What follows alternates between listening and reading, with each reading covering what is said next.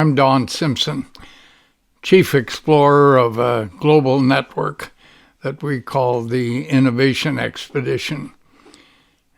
And once again this evening I'm speaking about an audiobook capturing another major excerpt from our series of logbooks, which are organized under the theme of a global odyssey.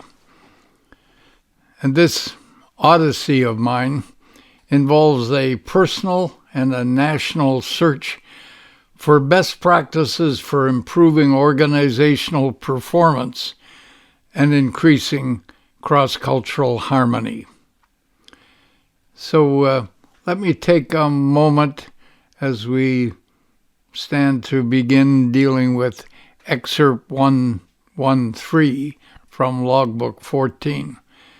And let me provide just a few summary reflections of what we're engaging in with these audiobooks.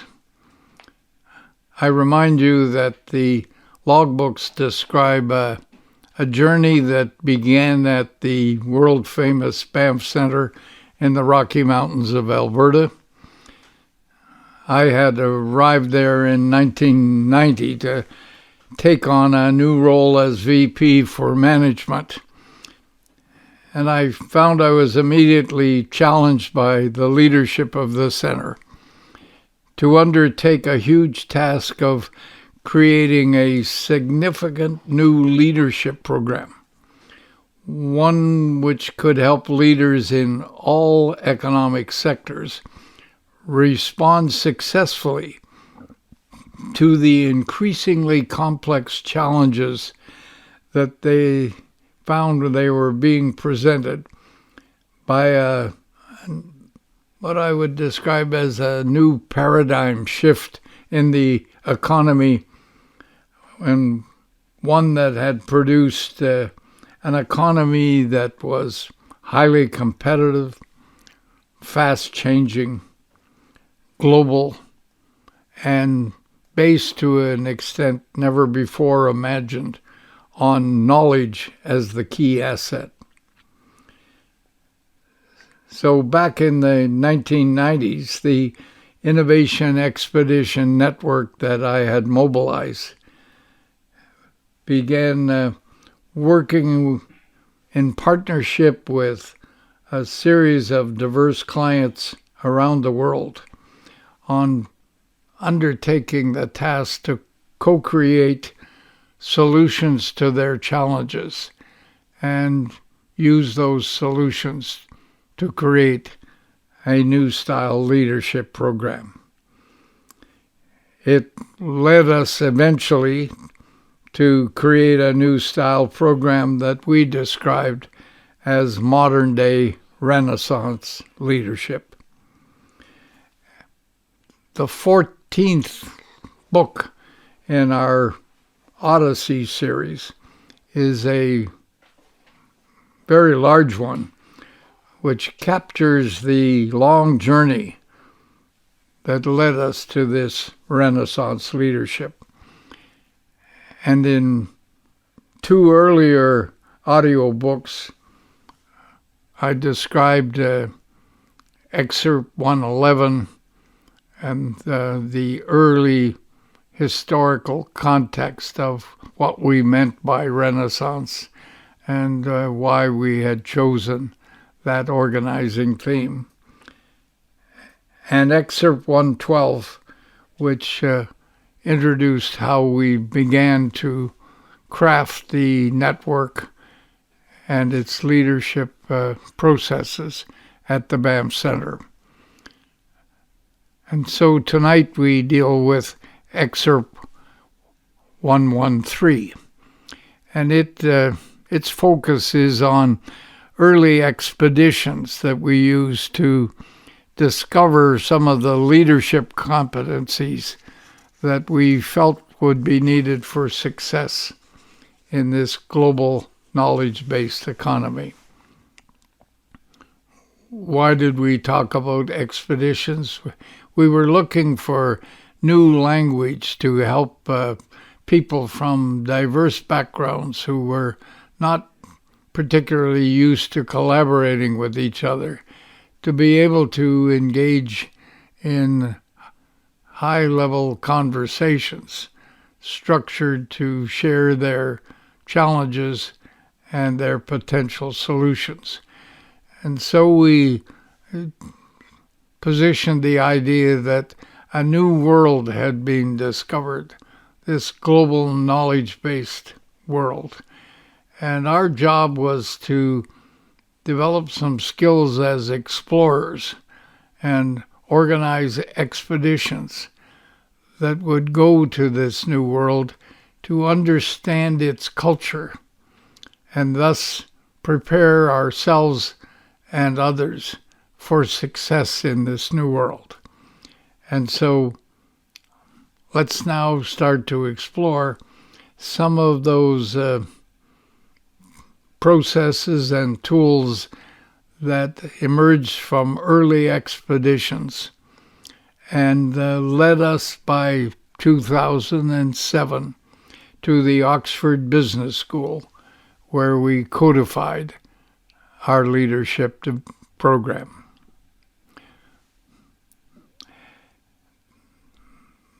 We're back looking at the beginnings at the Banff Management Center. I was challenged in 1990 to transform the solid but mainly domestically focused management programs of the center and create a management leadership brand that had the potential to both attract global awareness and respect in the way that the Banff Center for the Arts had done in much earlier times. Our initial changes involved new inputs into the center's regular domestic management programs that were being carried on in the health sector, in resource development, and in environmental and arts management, as well as the not-for-profit sector.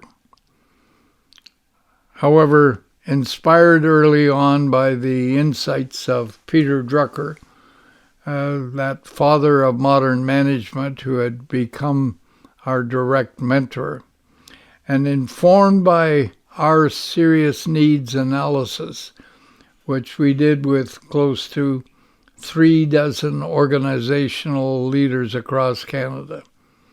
As a result of these two influences, I and a small team began our journey to understand the new global knowledge economy, figure out the implications of this new economy on leadership, and then determine how best to prepare ourselves and others for success in that world.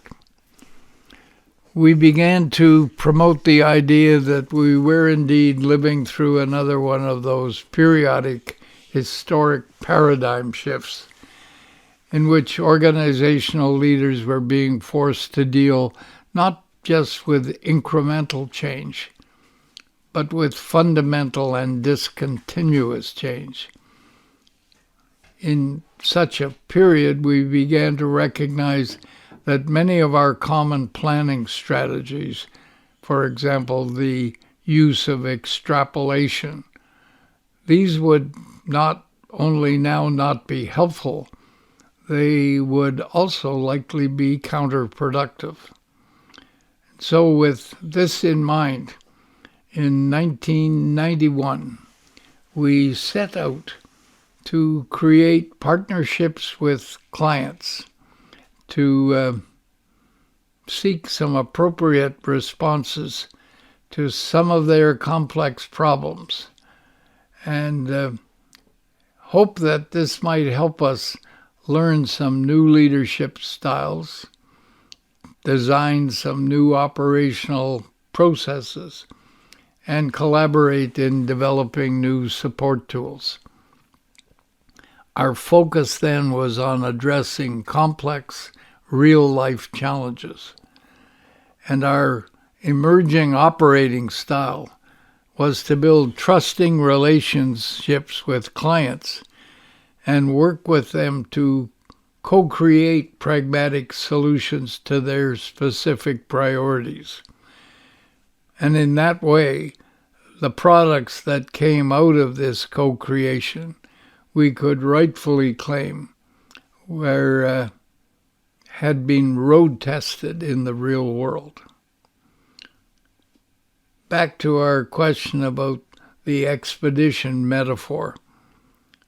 We began to speak of our initiatives with clients as expeditions, using the term as a metaphor for collaborative discovery of effective ways for individuals, organizations, and communities to successfully deal with complex challenges and to create new opportunities. We started to regularly use the expedition metaphor to indicate the following points of our approach. We were assuming we were on a voyage of discovery, not really a search for unknown lands, but rather a search for new mental maps that would help us understand the new world in which we were living. Secondly, we felt that this would be an ongoing journey of some length, as the maps we required to navigate in this world of rapid change would be complex maps, and they would be constantly evolving. And finally, we needed to help leaders draw on some of the signposts offered by others on this journey, but at the same time, be ready to engage with their teams in creating their own maps. Early on, then, we began to see ourselves as modern-day explorers, searching for ways to help organizations of all types and sizes to transform themselves to achieve dramatic improvements in performance. Our expeditions were thought of as searches to identify, collect, apply, and then disseminate best practices in organizational transformation. As crew members, we positioned ourselves as searching the world for innovative ideas, processes, structures, strategies, and best practices.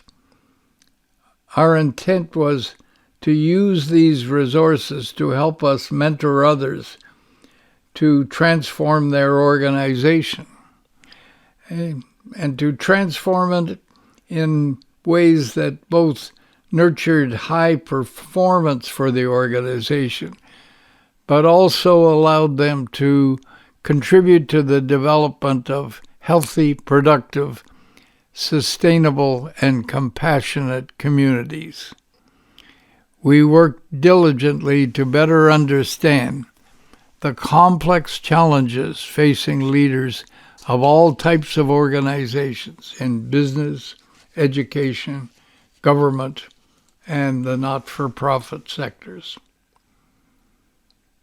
We realized that to build some support for our work, we had to find ways to leverage some of the key assets of the Banff Center in order to build some global alliances, since we had very little development funds to apply to just buying the services of others. So I found myself in the early 1990s searching for entry points to build links for the Banff Center with individuals and organizations in a few European and Asian countries which seem to be responding well to the new global knowledge economy. I felt we needed those connections to help us learn more about appropriate responses to this economy and to help build our credibility with Canadian clients. I found that in reaching out for global connections for our center, we did have some credibility because many leaders in the arts and cultural communities globally were well aware of the Banff Center and held it in a most favorable light because of the world-class, high-quality programs offered by the Arts Center to support performing artists. So as I began to travel on behalf of our new leadership programs, I came to more fully appreciate the illustrious reputation that the Center for the Arts had achieved globally.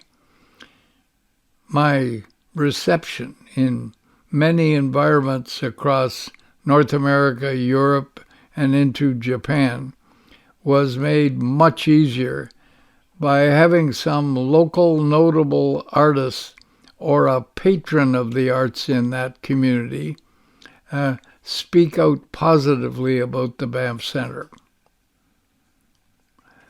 Let me first present some examples from leveraging our assets in environmental management. As the Banff Center was inside Canada's first national park and was recognized itself as a World Heritage Site, it was not surprising that a program in resource and environmental management had become an early priority for the center that I was now leading. And over a 20-year period prior to my arrival, the center had developed a program that was distinctive, if not unique in the Western world, with regard to environmental management. It evolved along 3 different streams of activities. One stream dealt with the management of the latest in environmental technologies, particularly waste management technologies. The second stream dealt with the application of information systems to environmental management.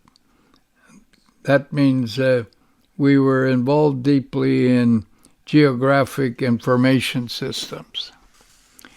And the third theme dealt with the interpersonal aspects of dealing with environmental issues.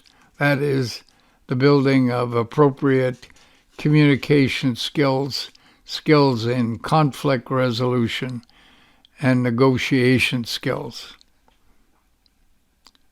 When I arrived at the center, the environmental program under the leadership of Felicity Edwards was exploring a development that would integrate the above 3 elements and apply an overall management perspective related to the integration of environmental management. And Felicity had already initiated some early discussions to try to promote the creation of an institute focused on environmental management. Felicity's fine reputation and skills had well positioned our management center as a host for the National Roundtable on the Economy and the Environment. This group was an important policy advisory agency to the Government of Canada.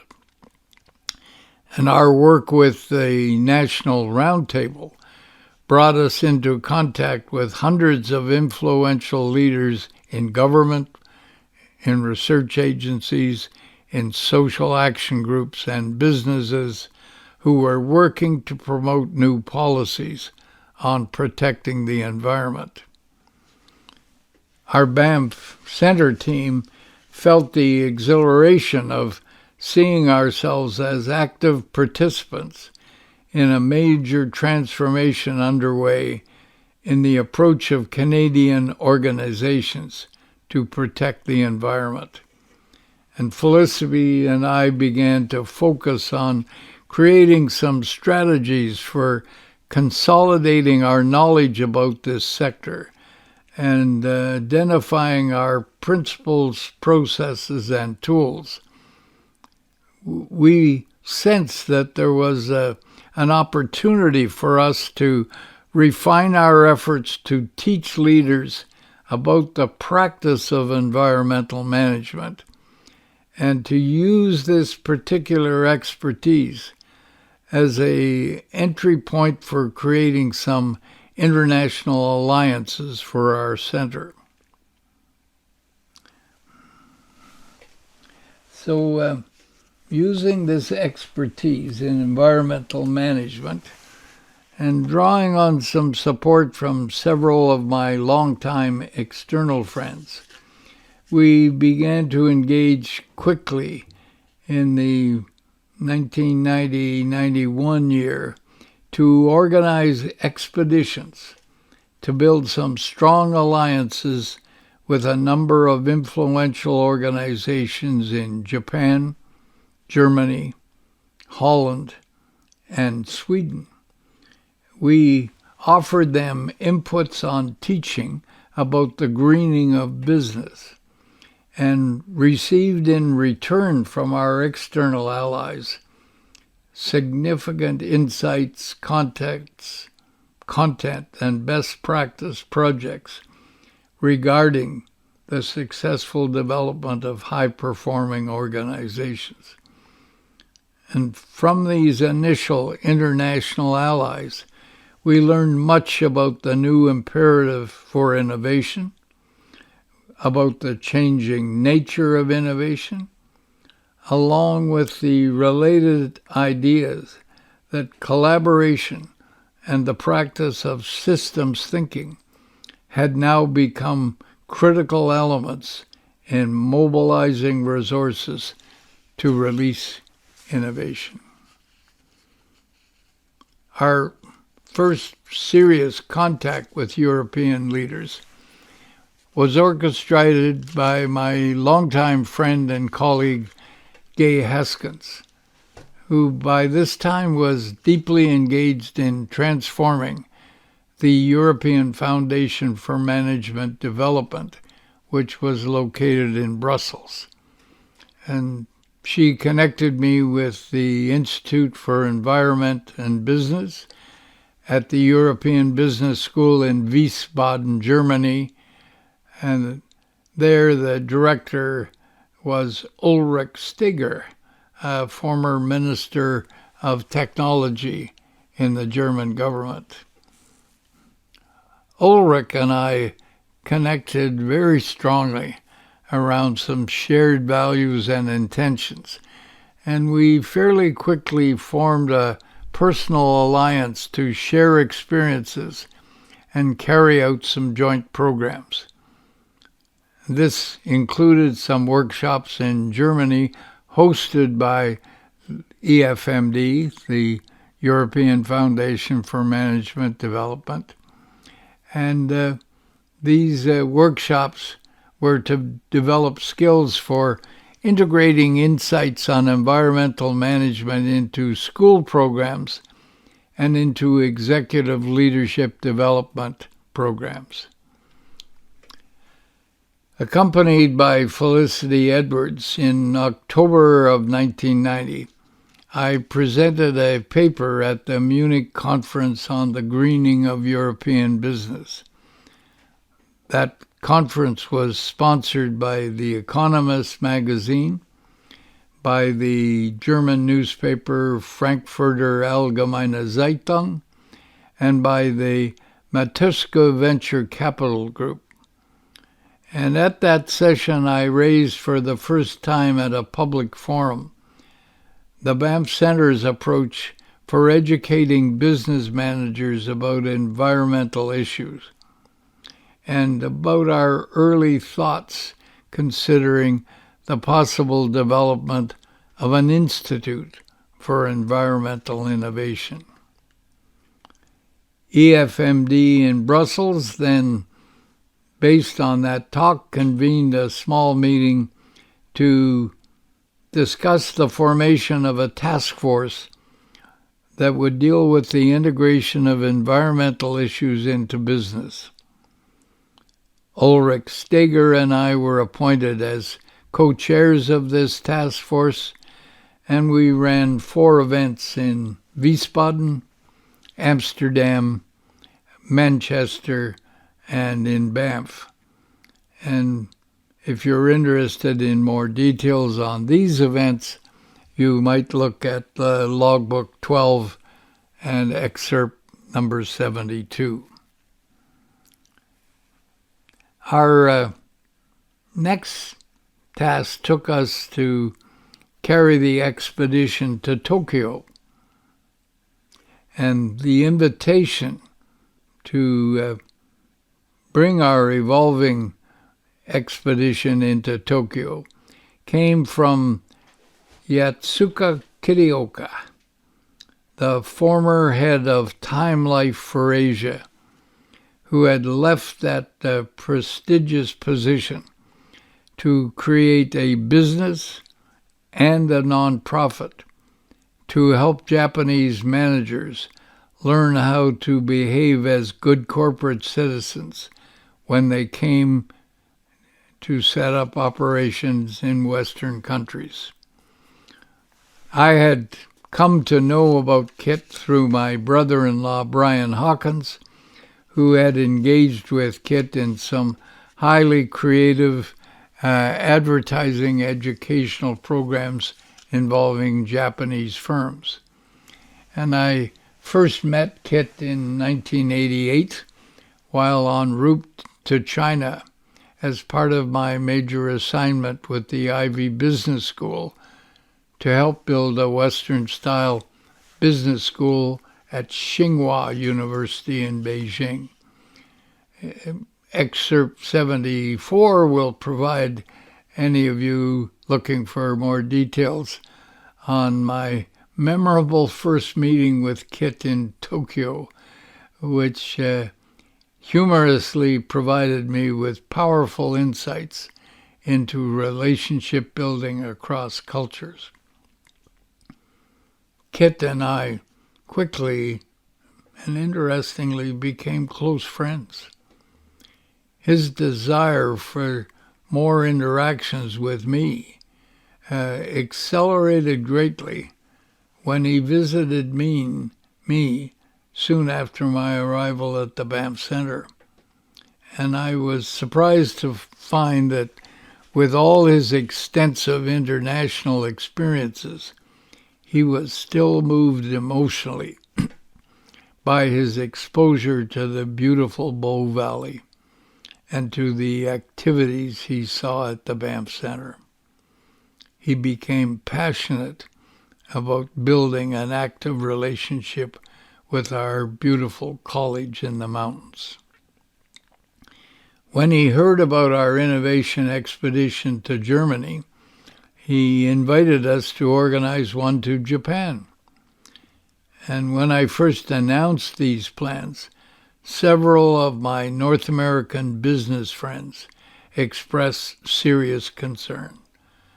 They suggested to me that Japanese business leaders would not respond well to our description of ourselves as explorers on expeditions in search of better understanding of the knowledge-based world. I worried a bit about their criticism, but felt that perhaps they were actually expressing their own doubts about our approach, which clearly many saw as cute, but not very businesslike. In any case, I went ahead and organized what I thought would be a strong team of explorers for this significant expedition. They were all external individuals to the core center at Banff, but they were all individuals who had quickly become strongly supportive of our unusual approach. My crew consisted of the following: Gay Haskins, then head of the European Foundation for Management Development; Herbert Wong, the Vice President Strategy for Columbia Healthcare, the world's largest private healthcare company; and Max Wooster, Senior Executive of the major German newspaper Frankfurter Allgemeine Zeitung. On March 11th, 1991, we appeared in Tokyo before an illustrious group of 230 business leaders whom Kit had invited.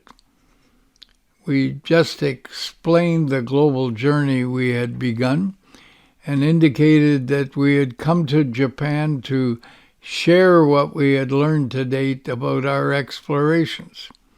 And our hope then was that in return, they might be ready to educate us about their challenges and their successes. At Kit's request, much of our presentation was a mini version of the Munich seminar on the greening of business, and the topic turned out to be of high interest to these Japanese executives. They gave us a warm reception and seemed impressed with our highly personal approach as explorers on an expedition.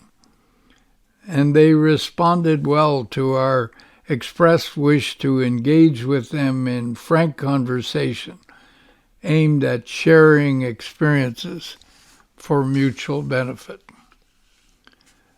This kick-started several follow-up conversations, and our expeditions to Japan became an annual affair for several years.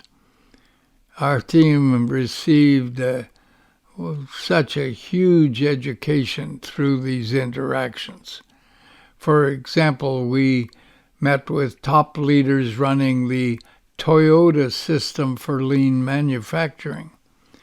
And we were then introduced to the social impact strategies of many highly successful companies, which were built around contributing to the well-being of their community.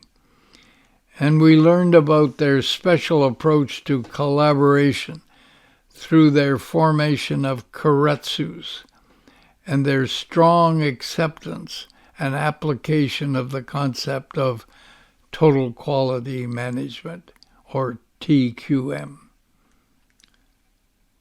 So our Japanese expeditions became a source of huge learning for everyone on our team and gave us more confidence to keep proudly promoting our expedition model. In Kitaoka, I found a marvelous mentor and friend who helped me greatly to expand my skills in cross-cultural management. And among our various activities, we created a long-term alliance that carried out training programs for Japanese leaders at the Banff Center. These exciting annual expeditions to Japan continued until Kit died from cancer.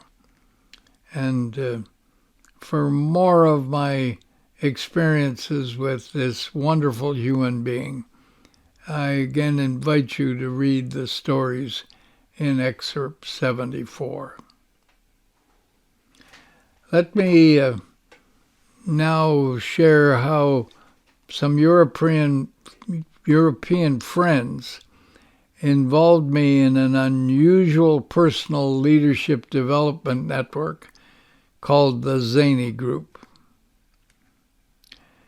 At the very moment that I was struggling to better understand this global knowledge-based economy, I was presented with a great opportunity to test my evolving design ideas with a powerful global group of individual innovators, authors, and consultants.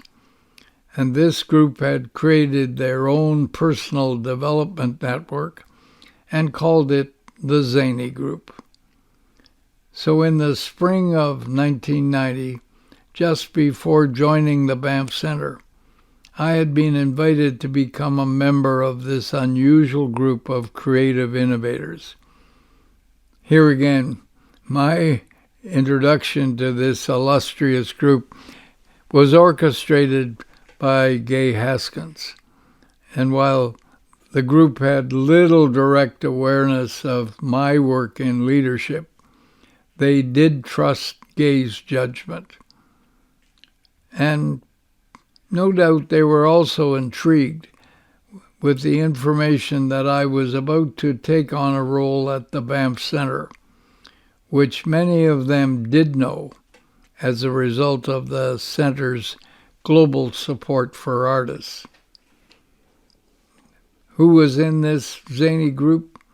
It included noted consultants such as Charles Handy, Tom Peters, as well as top leaders from The Economist, from Frankfurter Allgemeine Zeitung, from the Foresight Group, which was a 8-country network with a hub in Sweden. The Zany Group also had reps from Inc. magazine in the U.S., the Financial Times magazine, and several venture capital groups. All of the members except me were from Europe and the United States. And so my early contribution to the group's membership was to invite into the group 3 colleagues of mine from Kenya, China, and Japan, which helped to broaden the group's diversity. And this incredible Zany group began to serve as a personal development forum for all its members. As members, we were invited to take turns organizing working sessions in some interesting geographic location where we could all be brought together to think, share, learn, and contribute. I undertook to organize one of our group's workshops in Dresden. That happened in early December of 1990, shortly after the fall of the Berlin Wall. And at that point, I had been at the Banff Center for, less than 6 months. The theme for this Dresden workshop focused on the challenges, the adventures, the difficulties, and the opportunities facing these people as they entered emerging market economies of Eastern Europe. And during this week-long experience, my close friend Jimmy Kanja from Kenya and I got intrigued with a young German who had been a laborer on an assembly line. And suddenly, as a result of the upheaval of the wall collapsing, found himself challenged to take over the leadership of the manufacturing company in which he had just been an employee previously. This guy was eager to learn anything and everything about managing in a capitalist economy. And so the Zany Group became another powerful source of contacts for me and my Banff team. Participation in the group connected us with an outstanding global group of thoughtful, progressive, social and economic networks. And the Zany group served as a personal support group for its members and became a strong and formal network of support for our evolving network that was dreaming big dreams at the Banff Center. Many of the members of this unusual group ended up becoming personal friends of mine. So I invite you to look at Excerpt 73 for more details on the story of my involvement with the Zany group. Tom Peters, author of the then best-selling business strategy book called In Search of Excellence, was a prominent member of the Zany group, and he led an effort to create out of the informal Zany group a more formal, action-oriented network to be known as the PAC group, PAC.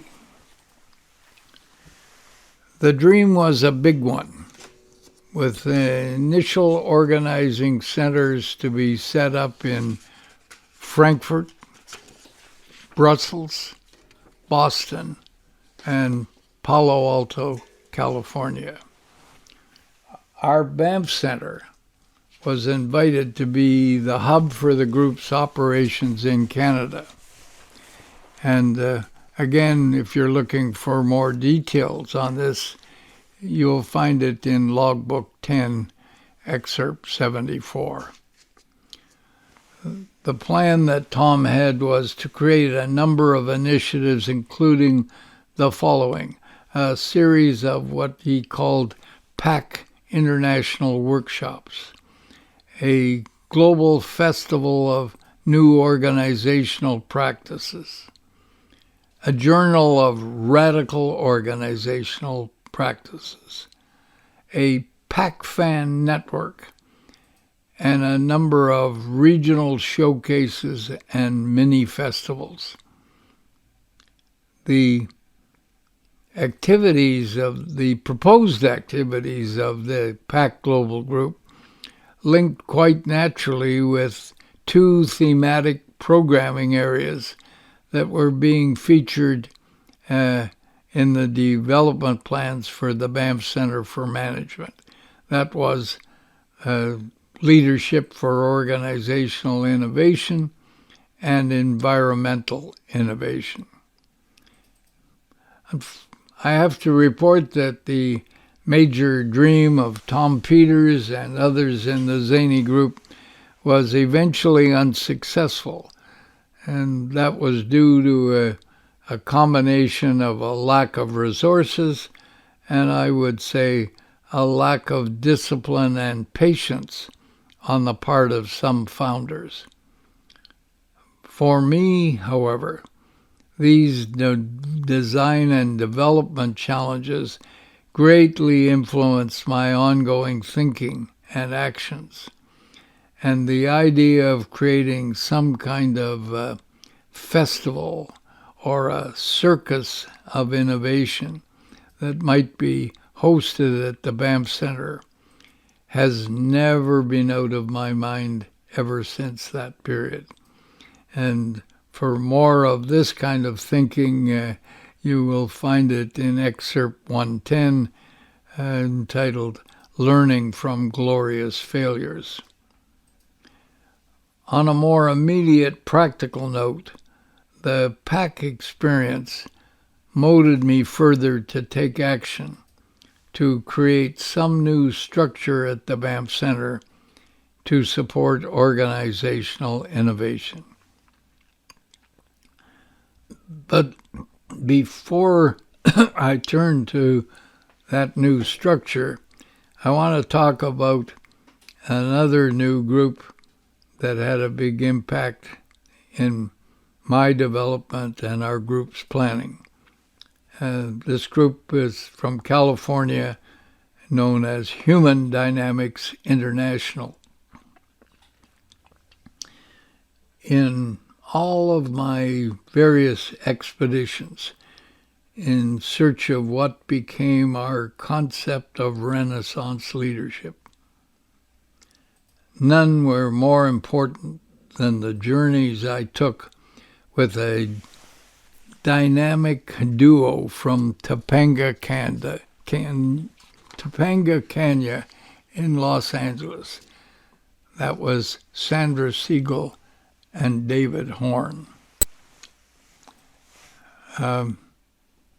Peter Senge from MIT, the pioneer in systems thinking, had this to say of the work of Sandra and David in their efforts to create a new style psychology they called human dynamics.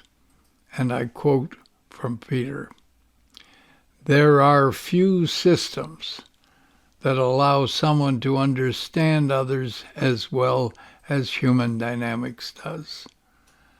The work of human dynamics is seminal.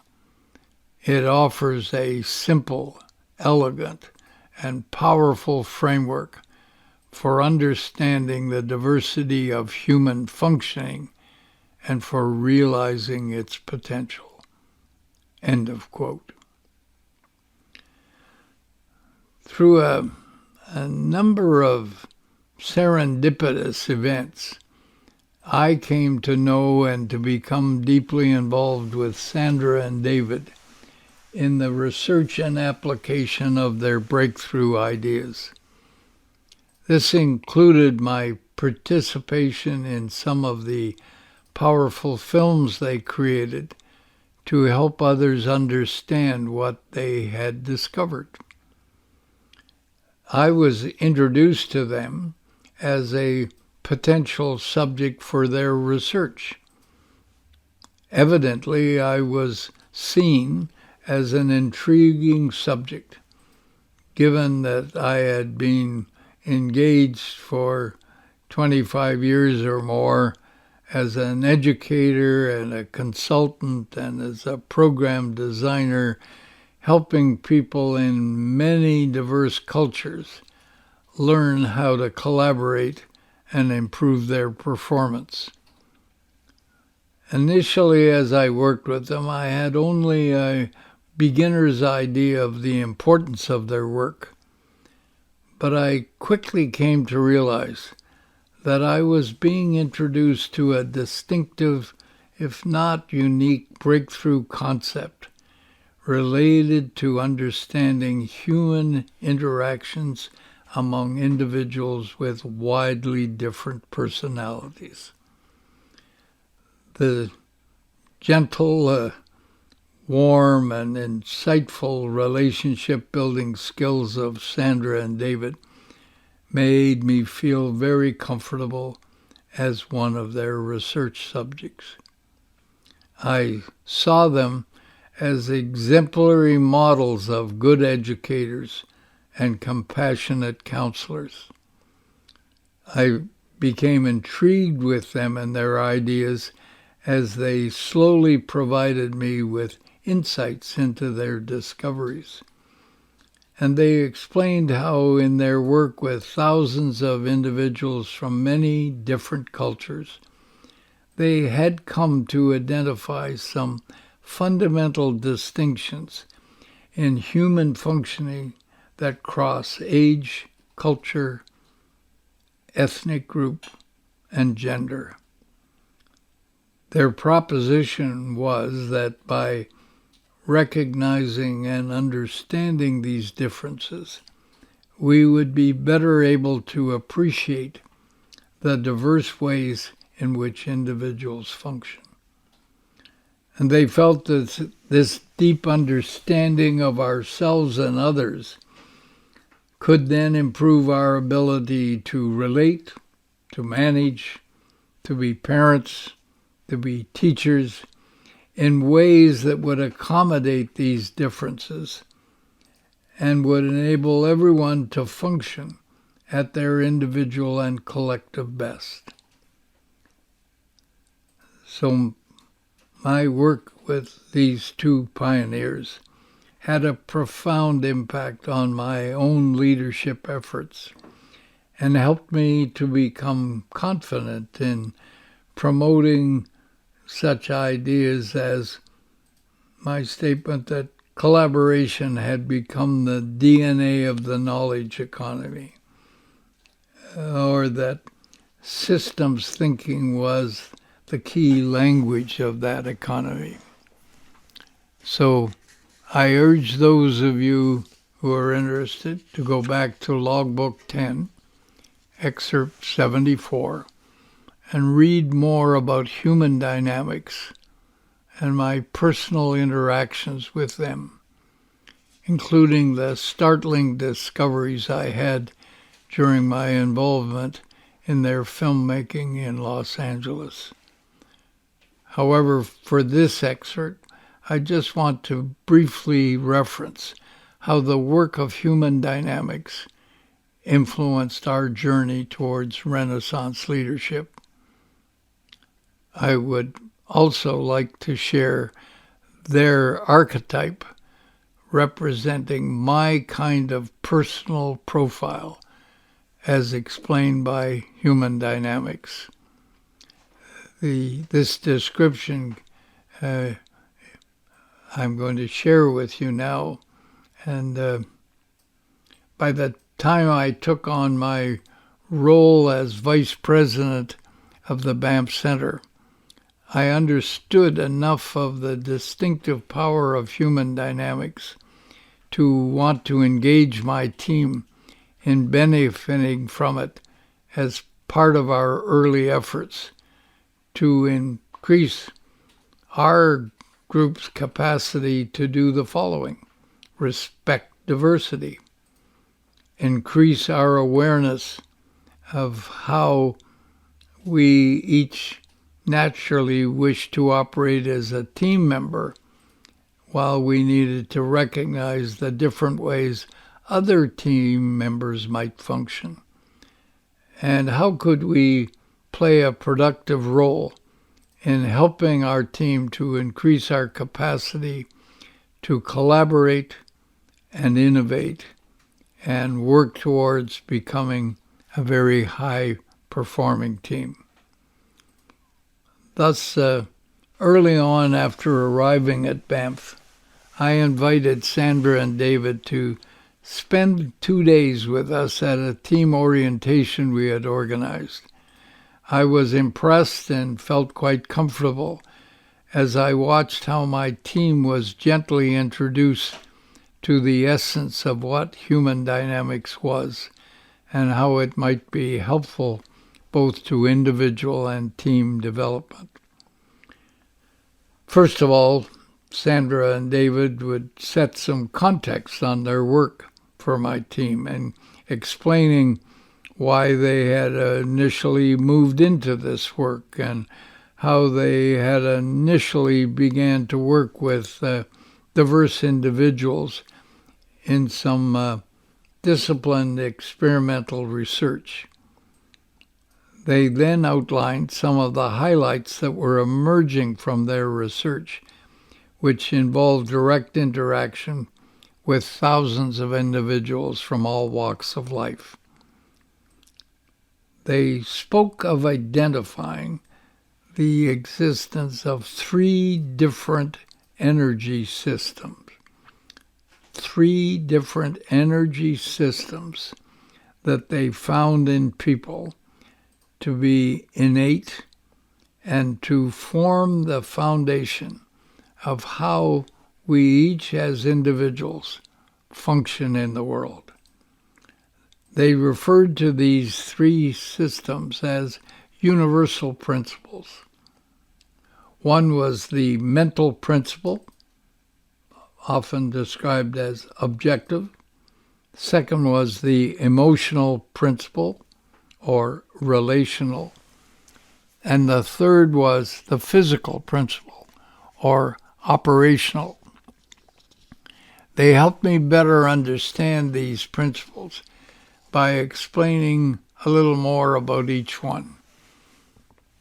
They said that the mental principle in all of us is related to our ability to focus, think logically, create structure, maintain objectivity, and hold a long-range perspective. The emotional principle in all of us is related to our ability to build relationships, communicate with others, express our feelings, make connections, and engage in creative endeavors. And third, the physical principle in all of us is related to our ability to gather information in a practical way and manifest something concrete in the physical world. They then would stress that while all of us are able to draw on aspects of each of these three energy systems, we tend to more naturally draw on one of the systems as our central principle, with another one of the three as our secondary principle. So some people are primarily mentally centered, some are emotionally centered, and others are physically centered. And the central or predominant principle determines how a person processes information.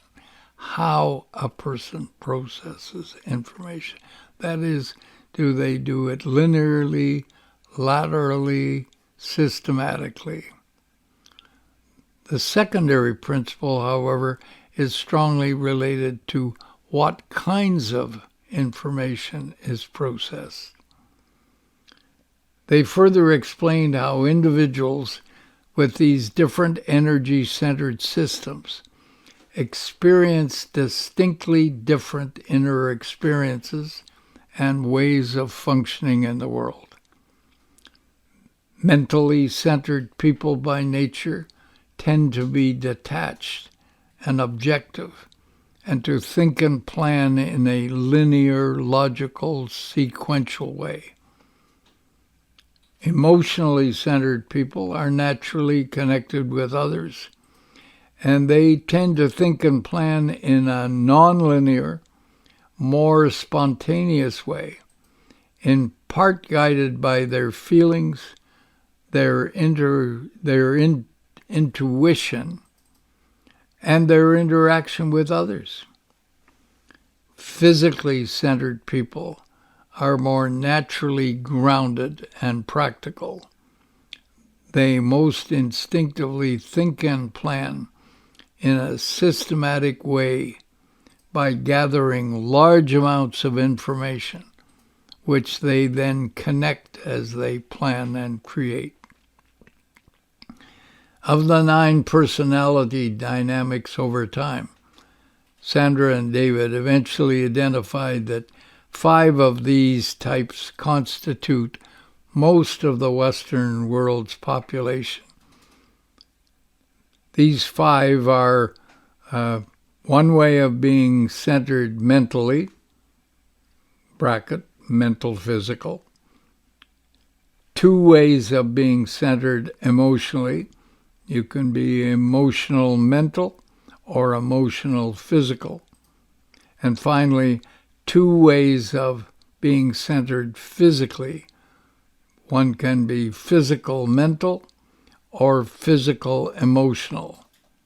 And these 5 ways are the focus of the powerful book they've written describing Human Dynamics International. I became fascinated further as they began to share insights about the relative proportion of people demonstrating the 5 dynamics in different cultures. Here's an extensive excerpt from their book, and I quote. This is Sandra and David talking to us. Although we have found these 5 personality dynamics to be predominant in the Western world, they do not seem to exist in equal numbers. We estimate that 5% or less of the population in Western cultures are mental physical. About 15% are physically centered, either physical mental, or 10%, or 5% physical emotional. The remaining 80% are emotionally centered, about 55% being emotional physical and 25% emotional mental. Now, these approximate percentages have appeared consistently in our seminars at research efforts in the United States, Canada, Europe, and Israel, and they match the proportions we have found to exist among the students in the classrooms and schools in which we have worked in these countries. In our experience, then, the majority of Western populations appeared to be emotionally centered, either emotional mental or emotional physical. Note, this contrasts strikingly with the proportions that we have found in the Far East, where the vast majority of individuals seem to be physically centered. In fact, almost all of the people we have met of Japanese heritage, whether born and raised inside or outside Japan, have turned out to be physical mental, while the majority of people we have met who were Chinese nationals or of Chinese heritage have almost all been physical emotional. These findings hold extraordinary significance.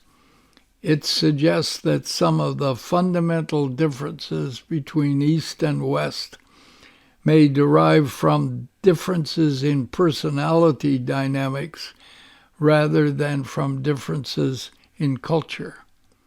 In fact, we have created successful programs for cross-cultural communication and collaboration between East and West that are based on understanding the contrasting process and needs of those who are emotionally centered and those who are physically centered. So, unlike most personality, that's the end of the quote, by the way. This is me now commenting that unlike most personality categorization systems, human dynamics did not ask our team at Banff to fill out a long list of questions around statements of priorities. Rather, they kept interspersing the description of their research findings with a summary of the basic characteristics of each type and presenting stories of various people within each of the groups. They kept requesting that our team members listen attentively to these profile descriptions and their case examples, as well as some of the brief stories that individuals had written about themselves. All of these stories were constantly indicating the dynamic type being described or being featured in a story. And so they asked our team members to listen carefully and to start considering which descriptions seemed to be most closely describing how each of us felt we functioned in life. Eventually, we were shown short film clips in which individuals from each of the groups told one of their own stories, or were shown engaging with others in seeking a solution to a challenge. Some of these stories were quite emotional. And here again, we were asked to consider the person in these films and identify the ones with whom we felt we were most closely related. At this point in our training program, Sandra and David presented our team with a complex management challenge that was a realistic challenge related to our work at Banff. They then invited team members to use available breakout rooms and organize themselves into solution teams on the basis of one of the 4 personality types that seemed to be most natural to them. And with our small group, and our team group at that time was about 20, we asked them to self-organize into problem-solving teams according to what they felt was their primary dynamic. Were they emotional objective? Were they emotional subjective? Were they physically centered? Or were they mentally centered? To everyone's surprise, our team members quickly, instinctively organized themselves into the different groups and were closely in line with the proportions that had been noted by Sandra and David in their report to us on their research. Now, no one showed up at the mentally centered group. When my daughter Jan and I realized we were the only 2 in the physically centered room, she suggested we go for an enjoyable walk outside while we worked out our solution to the challenge. I said I thought we should wait, as I expected one more person might join us. Sure enough, half an hour later, one of our young women team members arrived looking somewhat concerned and asking if she might sit and listen to our problem-solving conversation for a while. As Jan and I talked, she quickly, enthusiastically joined in our conversation and began making useful suggestions. She then explained how she initially had followed her closest friends to the first emotional subject group, but found herself very uncomfortable with the way they began to handle the challenge given to us. So she then went into the second emotionally centered group and experienced the same disconnect. However, with Jan and I, she said she found herself in a real comfort zone. She evidently was primarily a physical-centered person, although she had been able in her daily work to unknowingly work in the mode of quite different dynamics in order to get along with her fellow workers. The group debriefing later was energetic, as our team members began to express openly how the exercise that day had opened them up to some significant increased awareness of themselves and their fellow workers. In particular, I fondly remember how one of our team, Jim Olver, came out of these human dynamic experiences with a much clearer sense of his distinctive skills. He and I used this understanding to help him find a more appropriate place for himself within the Banff Center. We helped Jim move out of the Center for Management and into the Center for Conferences, where he continues almost 30 years later to provide legendary leadership as a sensitive relationship-building ambassador in his new role as Director of Guest Services. So let me now give you a summary of the nature and power of these human dynamics programs. Human dynamics addresses functional differences in the underlying mental, emotional, physical processes in people. They address functional differences rather than aspects of external behavior, which tend to be the basis for most human development programs. In human dynamics, each of the personality dynamics are considered as a whole system. To know someone's personality dynamics, therefore, is to understand how that person most naturally manages, learns, develops, solves problems, communicates, contributes to teams, expresses leadership, is motivated, or becomes stressed. No testing is required in human dynamics to identify an individual's personality. As I've explained in seminars, participants identified their own personality dynamic through a process of self-discovery. Although stories about different personality types and films of different types interacting in real-life situations are helpful to that self-discovery.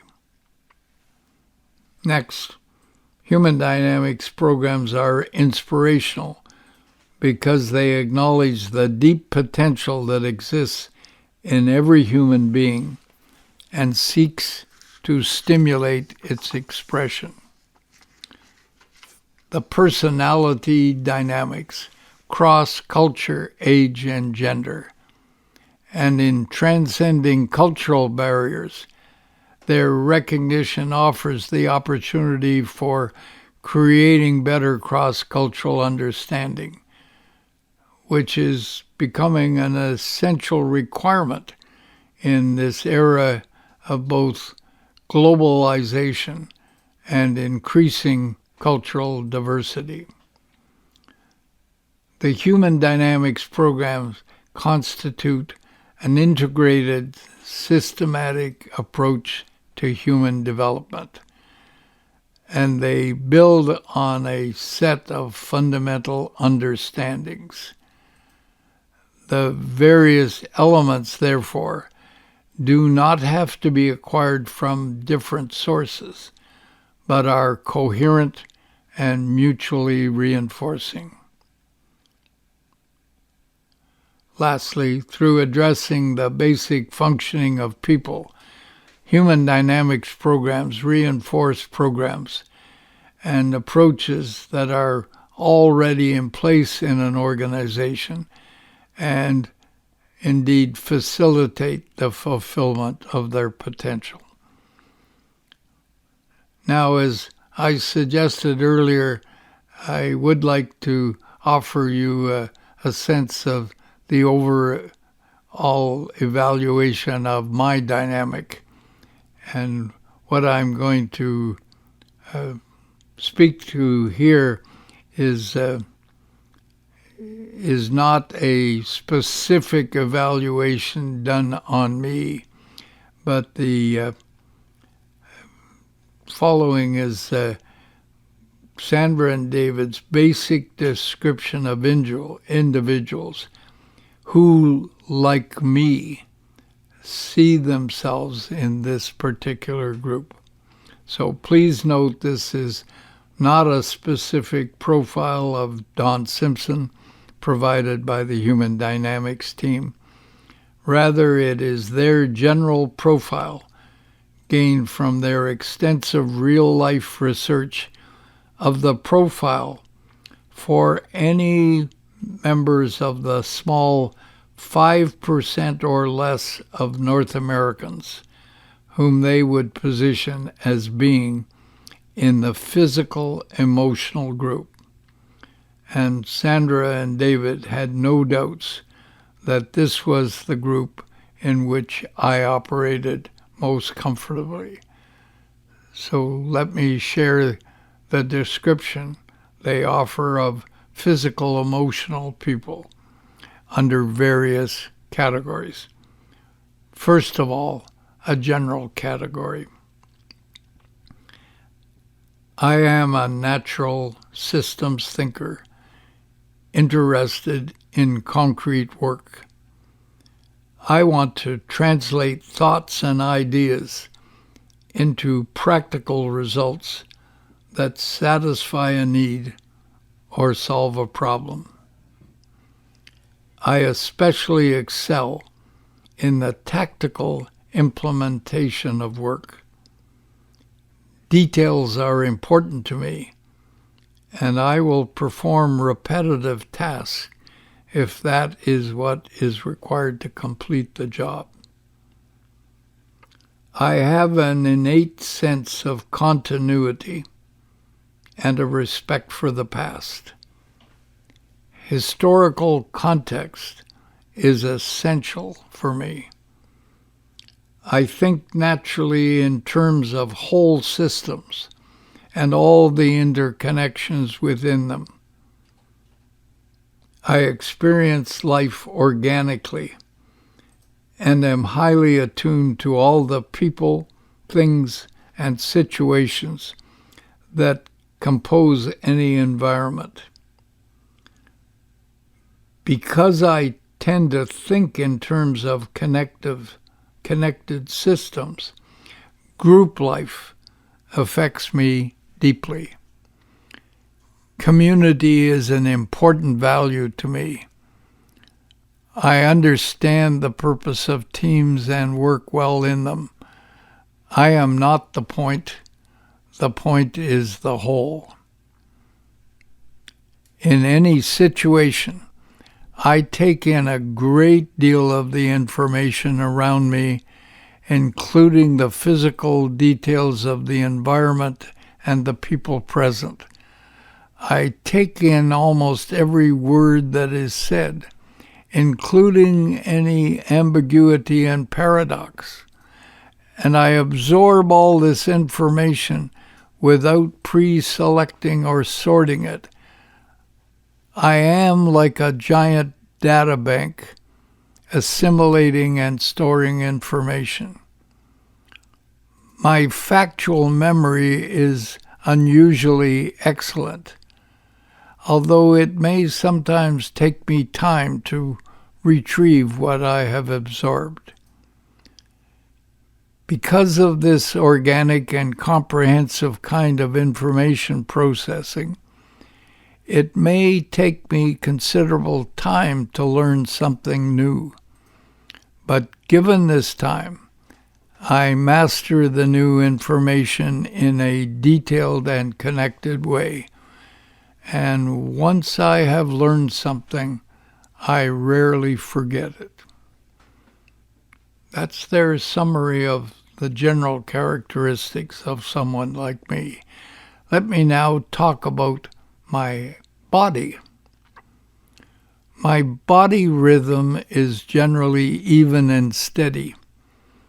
I am often unaware of signals from my body, but as I become conscious of them, I appreciate the accurate information they bring about me and my environment. And because of my group orientation, I sometimes lose touch with my own needs and goals. But when I'm aware of these, my flow of energy is much greater. Because my body absorbs and records so much data, I need considerable time alone to process all the information I have collected, to attune it to my own emotional responses, and then to release any negative input.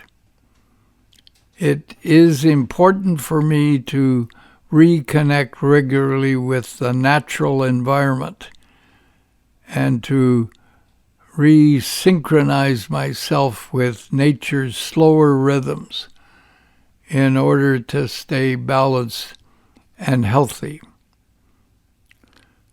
Because I tend to just accept and endure my elements, others may not know when I am sick or in pain. Now, what do they say about my style of communication or the style of people like me? My verbal responses may tend to come slowly because I have so much data to distill. I am often unaware of my personal processing. I like to talk about what I'm doing, not about who I am. In fact, rather than discuss my specific activities, I prefer just to do them. My natural tendency is to accept what is and to move into action. So a challenge for me is to become more conscious of myself as an individual and to emerge from the collective group and keep establishing my own identity. I therefore need to separate myself from people sometimes and just listen alone to my own clear voice. It sometimes takes courage for me to speak with that voice. The next category they talk about is functions. My function is to respect the whole in my thinking and my actions. In my undertaking, I absorb and synthesize large amounts of data in order to construct comprehensive system plans. In this way, I ensure that work proceeds in accordance with the initial visions and that all the details necessary for implementing the plans are in place.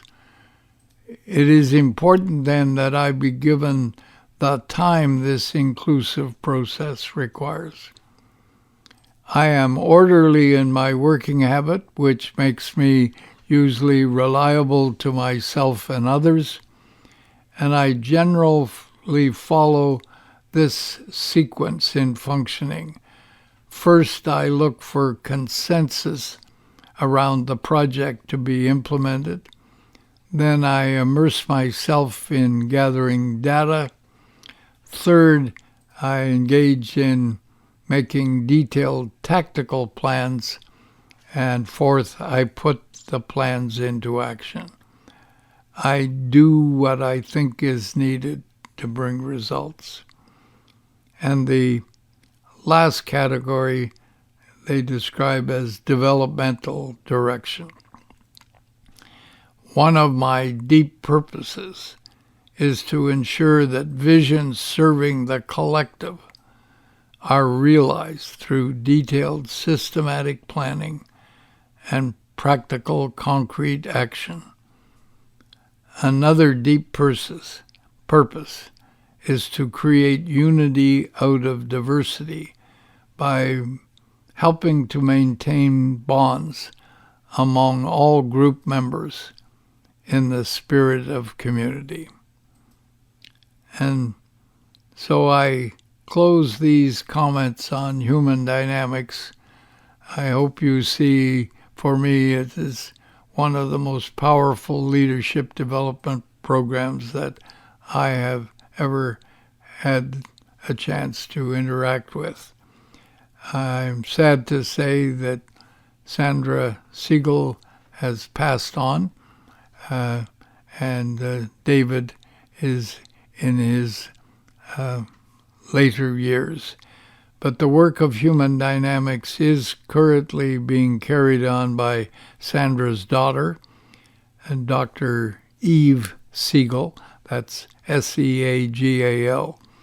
And she can be reached at eSeagal@humandynamics.com.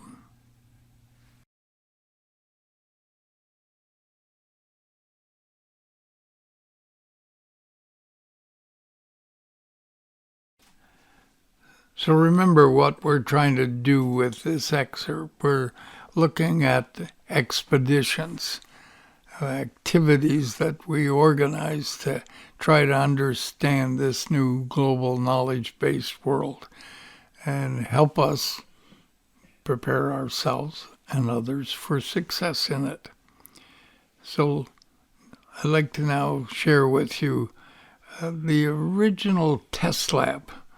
We got an opportunity to explore how to initiate dramatic improvements in organizational performance. And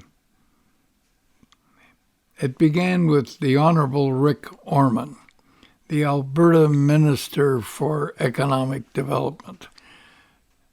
He offered us our first significant comprehensive opportunity to both design, develop, and deliver an approach for engaging leaders from all different sectors and help them learn how to collaborate and innovate to solve complex challenges and thus to drive dramatic improvements in organizational performance. And that, of course, became the big challenge that ended up driving us for over 25 years. But back in the early 90s, Orman challenged us, could we create a public dialogue process for engaging leaders across the province to explore this question? What will it take to make Alberta an innovation-driven economy? And our response over a 6-month period in late 1991 and the first quarter of 1992 was to organize and operate 7 different weekend sessions in different parts of the province that we referred to as the Alberta Roundtables. Each roundtable involved a diverse group of 50 leaders from across all sectors, and each roundtable focused on a specific sub-theme to that big question of making Alberta an innovation-driven economy. We brought together representatives of business, government, labor, education, and nonprofits to explore 7 big cross-sectional themes facing the province. We challenged these leaders to imagine themselves as explorers on a journey to try to understand the new global knowledge economy and to prepare themselves for success in it. So I hope you're seeing that it was this request from the government to create these unusual Alberta roundtables that began our use of the metaphor of being explorers running expeditions to understand the new world. How are we going to identify the people to invite? The diversity of the participants that was requested meant it was going to be difficult to get the participants to have some commonality of purpose and to reach some alignment around a focus for designing and implementing solutions. While we were engaging only 50 participants in each workshop, there was a different 50 each weekend. And yet we wanted them all to see themselves as being part of an ongoing network of people having a dialogue that would involve a large number of diverse community leaders over a 6-month period. So we took substantial time working out criteria for selecting participants, and we were guided by one of the Level 5 leadership mentors offered by Jim Collins in one of his writings, where he talks first of all about getting the right people on the bus before you set off on your journey. So once we had selected and invited the participants based on a specific criteria that we had to develop, we had to then find a way to make the ongoing connection and keep them all involved in building a provincial movement for major change. So in considering individual roundtables, we were also worried that roundtable participants might not come together easily in their diversity, but might instead spend much of the roundtable sessions engaged in sterile arguments about what the theme actually meant, rather than addressing creatively potential relationships for addressing the challenges expressed in the theme. So this led us to the concept of a challenge paper. And we conceived the idea of sending something in advance to set context, which was aimed at getting them thinking about our purpose and approach. And we urged them to provide advance feedback on this context before they came to their particular roundtable. Our sense was that this would help all of us be better prepared for the serious high-level conversation we hope to engage in during the sessions. So we started to call this context-setting document a challenge paper. And this decision to create and share a challenge paper in advance, which required them to respond, turned out to be a critical element in determining the huge success of the roundtables. And it eventually became a key element of the CDS methodology for organizational improvement that we finally codified. In the challenge papers for the roundtables, we identified the specific key challenge we were going to address on any particular weekend. We then laid out some background issues and events that had led to that specific challenge, and we took time to share with them some of our first-level assumptions and expectations with regard to that challenge. We then invited them to provide feedback and to work at refining and strengthening the challenge paper. As we moved through the 6-month schedule, we began to develop some standard patterns for the challenge paper.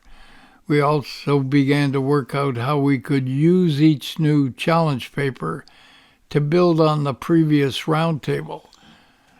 And this allowed us to provide all participants with an opportunity to keep participating throughout the whole process, even though they were only going to be present at one of the weekends. The Alberta roundtables were a huge success for the provincial government in shaping a transformational agenda which the public enthusiastically supported. It was also a breakthrough experience for our new leadership development efforts at the Banff Centre. So all of these elements, which were first tested in the Alberta roundtables, became part of the foundation for our evolving dialogue process, which eventually surfaced as the CDS methodology. There are lots of details on the specific roundtables, and you can find those in Logbook 10 and Excerpt 78. Now I want to talk about launching the III, the International Institute for Innovation, which became the base for operating expeditions and later morphed into a incorporated company called the Innovation Expedition.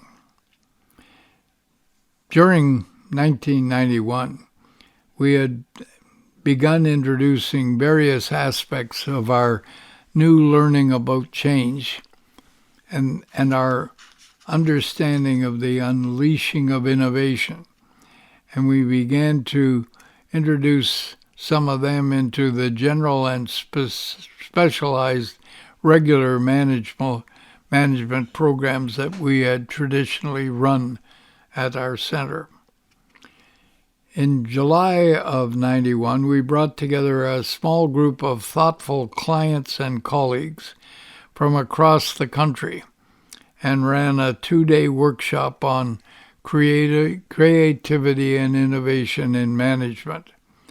And that group explored possible initiatives to advance the understanding and application of new style innovative processes for reshaping organization to survive and thrive in the increasingly competitive and fast-changing world. We also made a decision back then to begin a 1-year feasibility process to consider launching some new type of institute for nurturing innovation. And during this feasibility effort, we revised Felicity Edwards' much earlier proposal for an institute on environmental management, and we incorporated her ideas into a wider concept of an institute for innovation, aimed at preparing leaders from a wide range of sectors to unleash innovations in order to drive dramatic improvements in organizational performance. The III was launched on April 1st, 1992. The previous Excerpt 112 provided you with some highlights of the casual first response of many at the Banff Center when, with no finances in hand and no official support from the center's leadership team, I nevertheless announced on April Fool's Day 1992 the launch of a new International Institute for Innovation, which was soon being referred to as the III. President Paul Fleck at Banff had convened a small team from the Center for the Arts and led by his VP of Finance, and he asked them to review all our initial planning work since the summer of 91. That team found nothing to criticize in our plan. Indeed, they were most complimentary about our analysis of the needs faced by many leaders across the country and by our approach for addressing those needs. The sticking point in their minds was the lack of financial resources to build such an institute. They told me they assumed it would take up to $500,000 to create what our plan was suggesting, and we all knew the center did not have that kind of development money to commit. Thus, the review team recommended that we should not proceed with the new institute. I was frustrated and decided to surprise the evaluation team, my own team, and I guess myself also, by calmly deciding to ignore the thought that we needed $500,000 before proceeding. Instead, I decided to make a public announcement about our launch of the III. I felt that we had nothing to lose. If our ideas were as good as we and the review team thought they were, then I felt there would be a good chance someone would want to engage us and pay us to help them transform their organization. And if no one responded, then the III could just quietly and quickly disappear. Looking back, I guess it was a bold move to take, and graciously, President Paul Fleck did not reprimand me for not accepting the decision of his review team. Indeed, I sensed that he personally hoped that my decision would produce some positive results. Surprisingly, some support appeared fairly quickly, and the III began to function. So let me then talk about finding our first sponsor. Our first founding sponsor was an oil company called Canadian Occidental Petroleum. Since I took on the role of VP at Banff, I had found myself often returning from some external expedition out in the world and being invited by the CEO of this company, his name was Angus McKee, who invited me to drop by and have a conversation with him about my travels. And on several different occasions, he asked me to brief his leadership team about individual innovators, about breakthrough projects, and about some of the supportive resources that I was learning about and experiencing during my global travels. It became clear that he felt my various exploratory trips internationally was providing me with some insights and ideas which he felt could benefit his team. When he heard then of the announcement about the new III, he immediately asked for a meeting with me and inquired how much would it cost for his company to be a founding member.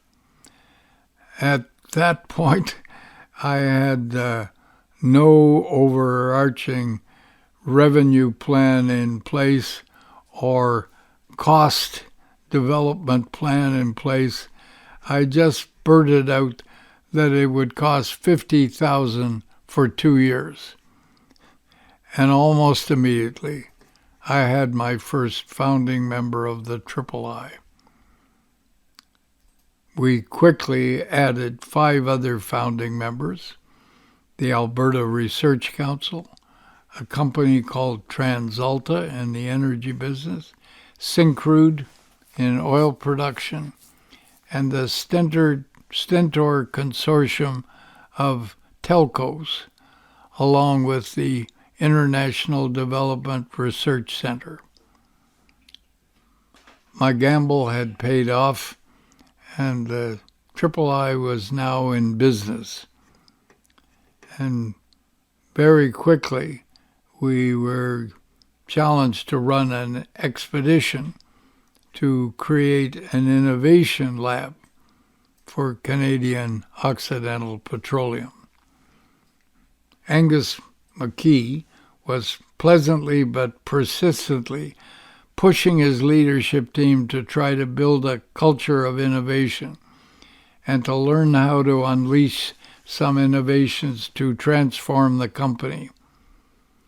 In a surprise move during one of my reporting meetings to his leadership team, he surprised all of us by announcing the closure of one of his units and by challenging the members of that unit to now become an innovation lab for transforming the company. He challenged me to serve as the mentor facilitator to this group in the design and innovation development of such a laboratory. And the details of this unusual story appear in Logbook 10, Excerpt 77. To most of us who were involved, the innovation lab that we collectively created was a quick and surprising success. This success led the CEO of Canoxy and his core leadership team to also contract our fledgling III Institute to take on another next-level big challenge. We were asked to design, develop, and deliver a major leadership program for over 50 of their top leaders. And by accepting this daunting task, as well as by taking on assignments with several other private companies, we started to generate the revenue which would allow us to expand and strengthen our core III team. And these arrangements also provided us with enough revenue to support the collection and starting creation of tools to support our evolving dialogue process for building high-performing organizations. They also helped us add more substance to our quiet, evolving dream of conceptualizing and applying the idea of a modern-day Renaissance. In a pragmatic manner, we were using real-life organizational challenges with clients such as Canoxy and others to develop our distinctive dialogue approach for driving dramatic improvements in organizational performance. This represented the early development phase of what was later to become our major process, the CDS system. April 1st, 1992 should be considered the official public launch date of the III, and during the next year, it operated just as a special test program of the Banff Center for Management. A year later, however, the III was set up as a distinct institute, which was separate from the Center for Management, with me as full-time leader. In July of 1993, another significant event occurred when our small core team of the III, along with a number of external part-time colleagues and with a dozen of our early clients, participated in a design workshop. And during this week-long event, we articulated our values, described our major strategic intentions, built a beginning action plan, and laid out our commitment to apply 5 different types of innovation in shaping the structure and culture of our new institute. These 5 innovations involved innovations in strategy, in structure, in support systems, in skill development, and in shared values. And for more details on this whole design week, please go back to Excerpt 81. During that week, our team became aligned around our values, our operating principles, and our key strategies. And the outputs from that hugely productive collaborative experience provided us with a framework foundation that served our network group well for the next 25 years. Our new plan confirmed our intention to keep using expeditions as the main vehicle for organizing our global search for performance improvement solutions. The plan also articulated a more sophisticated understanding of the various sub-elements that might be part of any expeditions. These elements became things like scouting parties, inspired conversations, base camps, or summits. And again, for more details on these elements coming out of the design workshop, see Excerpt 81. During this design week, the beginning fundamentals that had been emerging from our practical change experiences in our first 3 years were becoming more firmly embedded in the priorities of our expeditions. These included a need to understand the nature and implications of the global knowledge economy and an ability to unleash new style collaborative innovations. We acknowledge that to build a culture to support such an approach would require us to practice innovation in those 5 different areas: strategy, structure, support system, skills development, and shared values. During this design week, our team, along with a group of our founding sponsors, reached alignment around the following statement of our values, and I quote, "The III honors diversity as a source of organizational strength. Its operations are built around the following core values of trust, relevance, learning, integrity, inspiration, high performance, resourcefulness, resilience, collaboration, courage, creativity, passion, and finally, fun." We also made a strong start in identifying the many operating principles we intended to follow in order to successfully run a new style global virtual business network. A new style global virtual business network.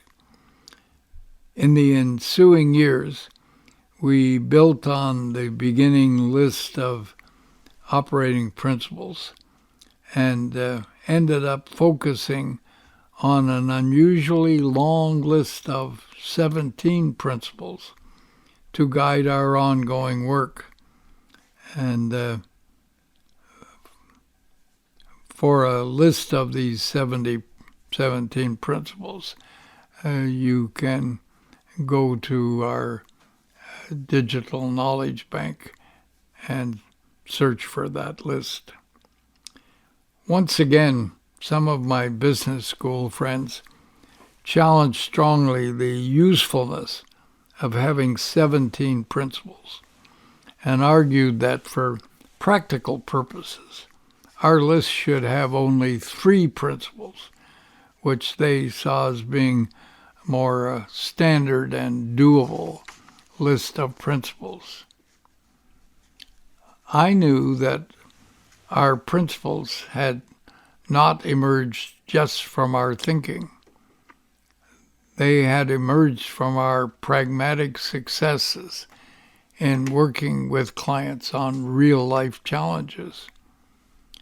And I could not imagine how we might conceptualize in 3 principles all the key things we had learned from dealing with these new style, unusual, complex challenges. So I then responded to my critics and suggested the following. I said to my business friends, if you can only handle 3 principles, then why don't you choose 3 from our long list? And we'll help you learn how to implement those 3. And when you've learned how to apply those 3 successfully, then choose another 3.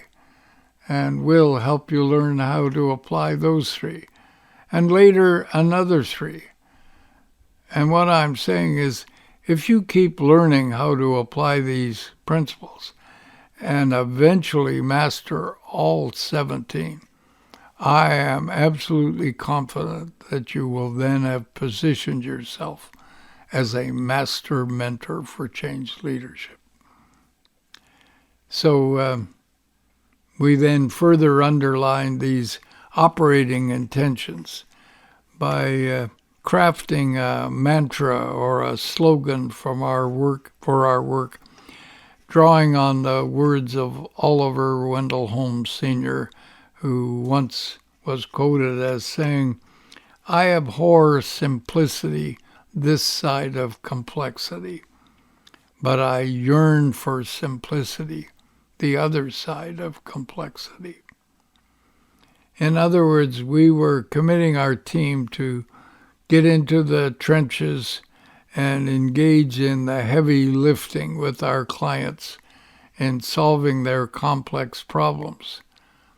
But once we had co-created a possible solution with our partners, our intent then was to synthesize the efforts and find ways to share the solutions with others in simple, clear, pragmatic language which might inspire others to act. We were thus on an early path to understanding the concept of strategic communication and its growing importance. The above set of values, innovative strategies, and operating principles provided strong guidance for the next phase of our work and has remained relevant to our network members to the present day. From that point on, III was the base from which we collaborated with clients in the organizing of expeditions to understand the new knowledge-based world and to respond successfully to the complex challenges presented by that world. It would also serve as the hub for the network structure that would manage all the work which was leading us to accomplish these 3 items. Number 1, the codification of all our processes and our distinctive approach to mentoring, which would become the CDS organizational performance system. Second, our continuing search to define and develop our evolving concept of Renaissance leadership, which was slowly evolving out of all our diverse change expeditions with clients. And finally, the organization of a knowledge bank to capture and store the processes, tools, and other specialized products that were emerging from applying CDS to client challenges. At this point in our history, I have to reference some of our changing structure, which led us to eventually move the III out of the Banff Center and eventually incorporate the Innovation Expedition.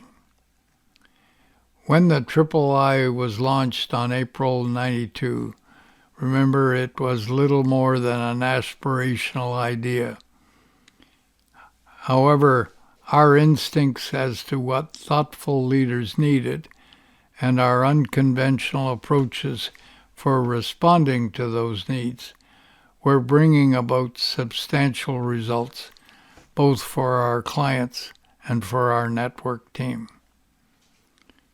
By mid-1993, we were a standalone unit within the overall Banff Center, with several founding sponsors and an early history of organizing expeditions aimed at achieving substantial improvements in organizational performance.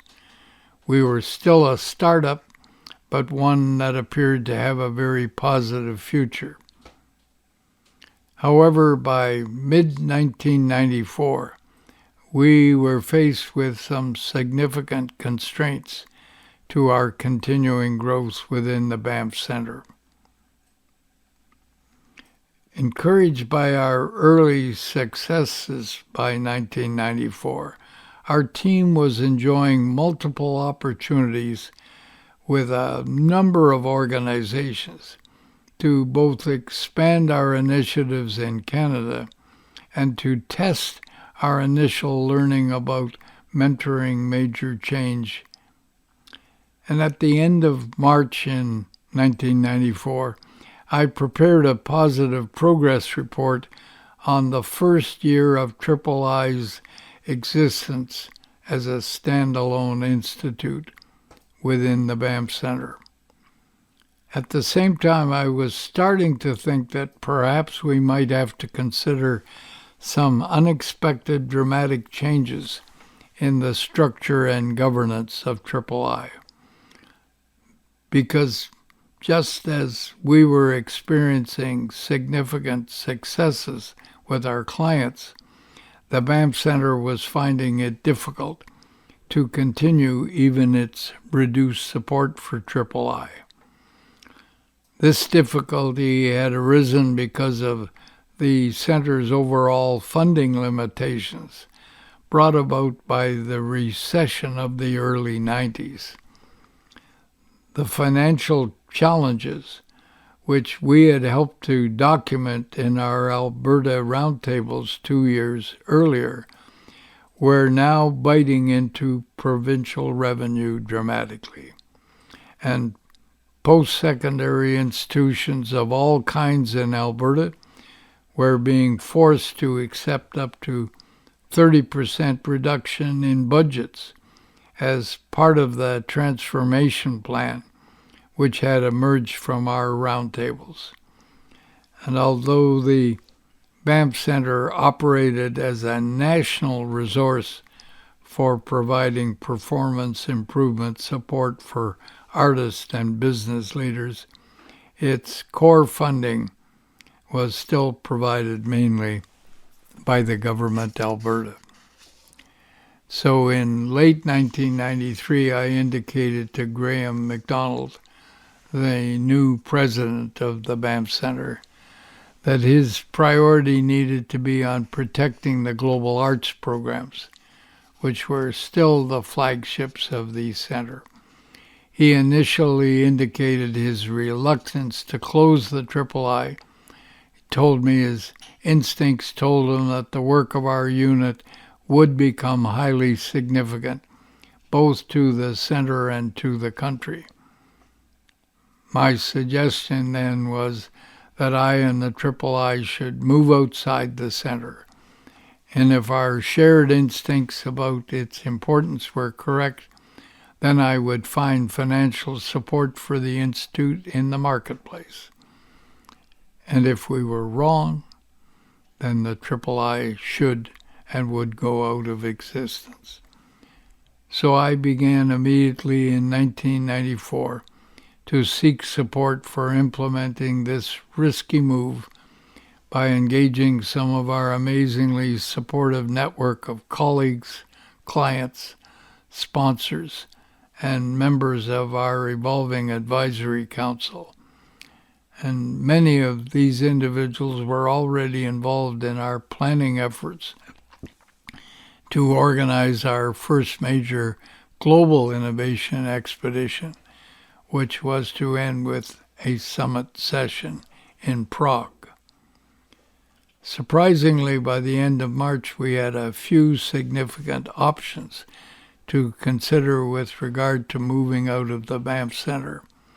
and I summarized the options in a 9-page memo I sent out in March of 1994. And I was explaining to all our key III members the decision why we had decided to move. And the move out of the Banff Center was a serious challenge for me and for our small team, but we maintained high energy for thinking big about this new style global virtual network business we were building on our journey to Renaissance leadership. And we were exhilarated by our initial ideas and the high-level global contacts we were attracting. We were also encouraged by the positive reaction of both part-time colleagues and our network. I also acknowledge that I was encouraged in this exciting but stressful growth phase of our new Young Institute. I was encouraged by the strong support I was receiving from Graham MacDonald. And in a March 29th, 1994 letter to all managers, he had articulated his perspective on what was happening and why.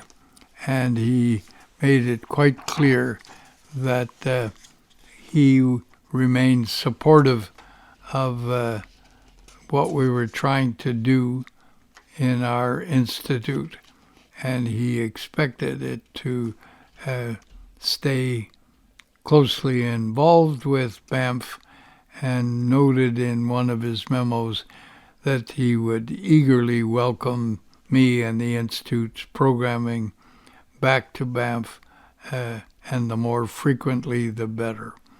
So on moving day, July 1st, 1994, we, buoyed by another one of our new mantras coined by Steve Murgatroyd, which was think big, act fast, and have fun.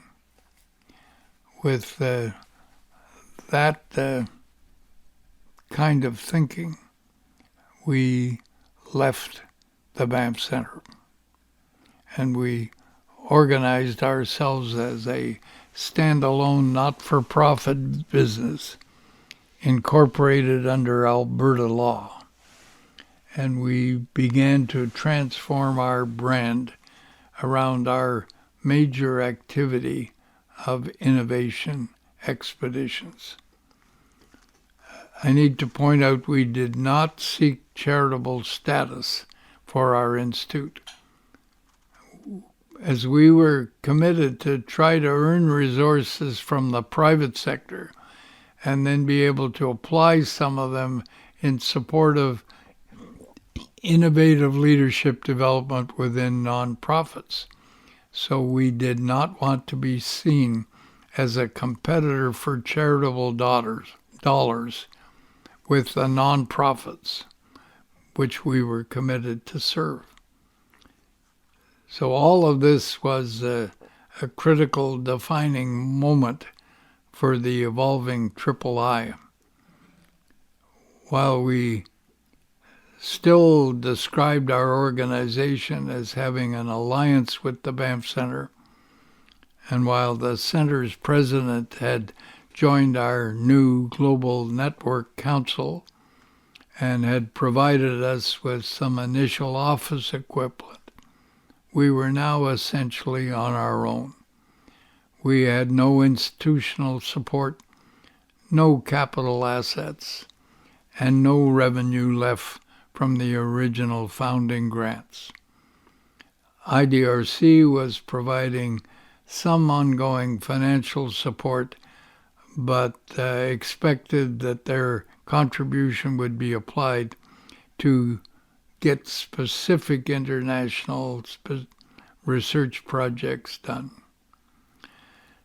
So at this point, I and our team had to face the realities that are faced by all startup businesses. Did we have enough value to offer in the area of organizational change that commercial clients would pay for the services? Could we really sustain our vision of an innovative business which would serve and link innovative efforts in the government, the business, and the not-for-profit sectors?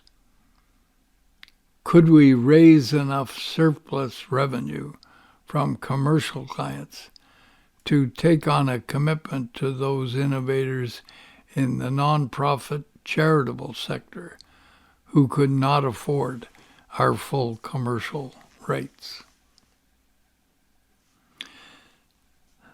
A small group of key associates undertook with me the task of starting to organize a process by which learnings from the III could be shared with various Canadian leaders who were undertaking organizational transformations. Some vital in-kind support for our network business came from several corporate leaders, and we received a warm reception in a number of Canadian organizations in the financial, the food research, the energy, and the pharmaceutical sectors. And you'll hear more of these in a later audio book. By the end of year one, our newly independent institution had achieved an operating surplus of $100,000. And we paid our small team of associates reasonable fees for any project work they undertook under our banner. However, we did not allocate any of this surplus as dividends or bonuses, as we were operating as a not-for-profit business. We began to apply most of this surplus to support other nonprofits that would not be able to pay our commercial rates. Reluctantly, with the new pressure on us, we did have to cancel our planned expedition to Prague. And this became another one of our glorious failures from which we learned a great deal.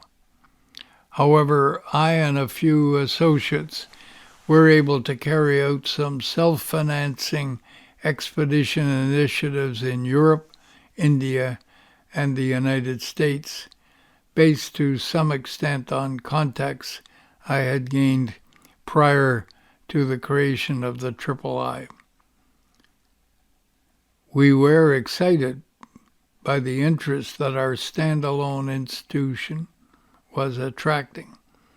However, all of this quick success put a great strain on our small coordinating group, and the Institute's successes created an increased demand from some of our clients and partners, requesting additional support in the form of customized knowledge products for use in support of their ongoing transformational efforts.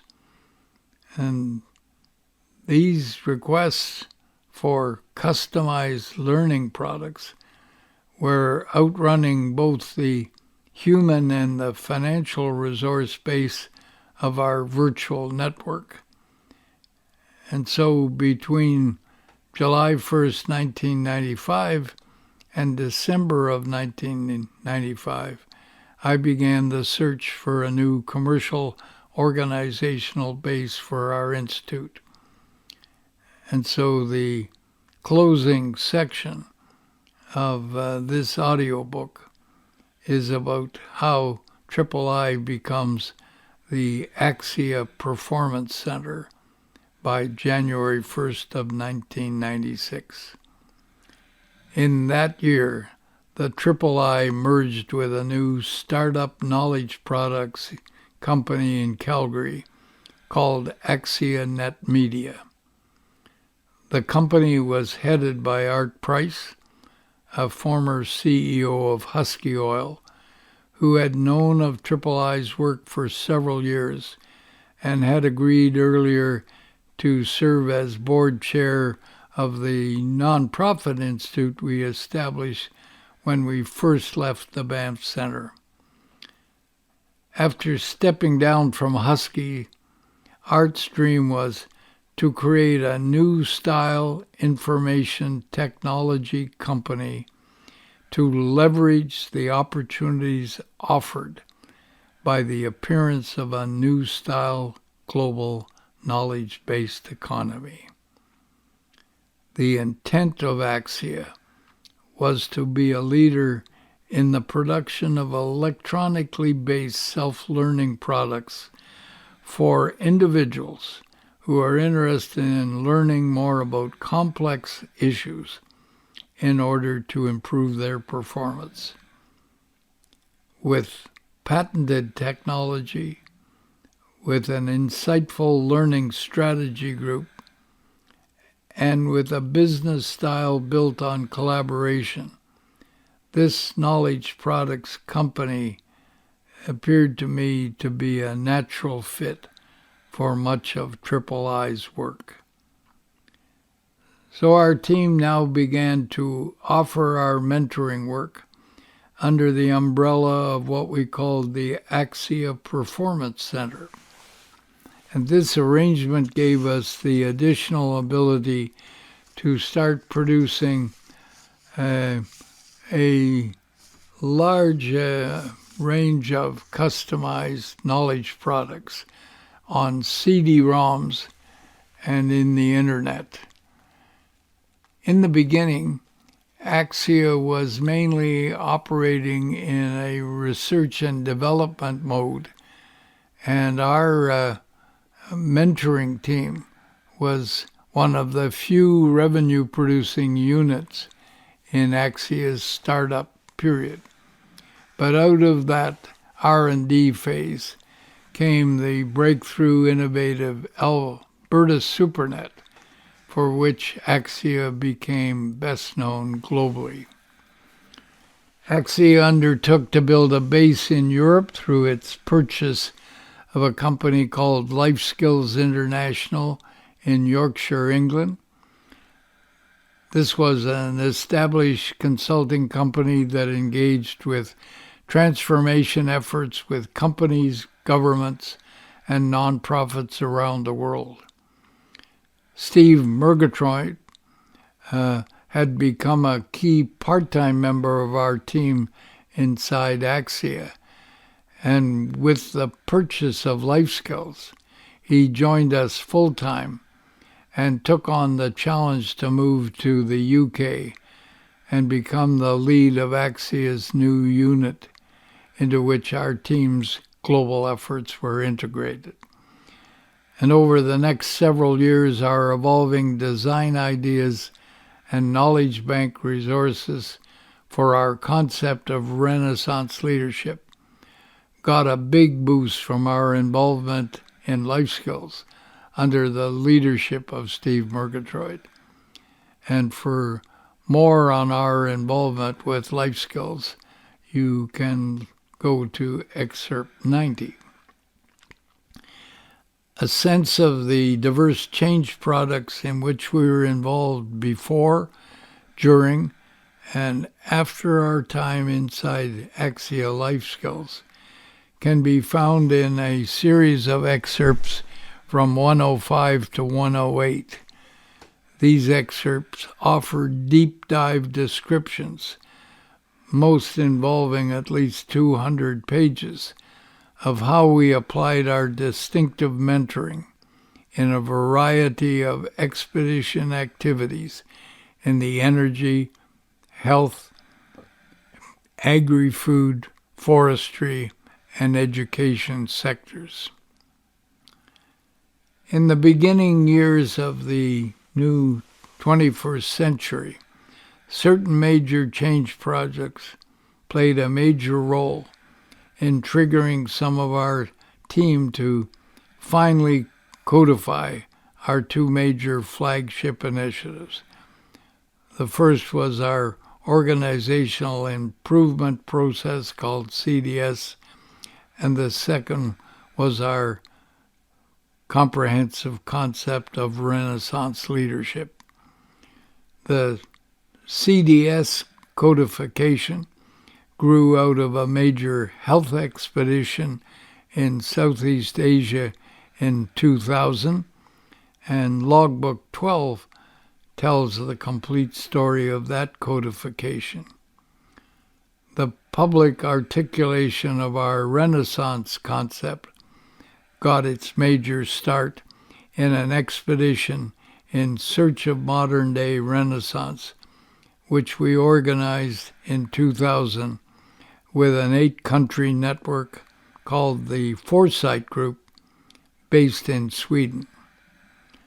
Our next excerpt, 114, will provide you with the story of that Renaissance codification.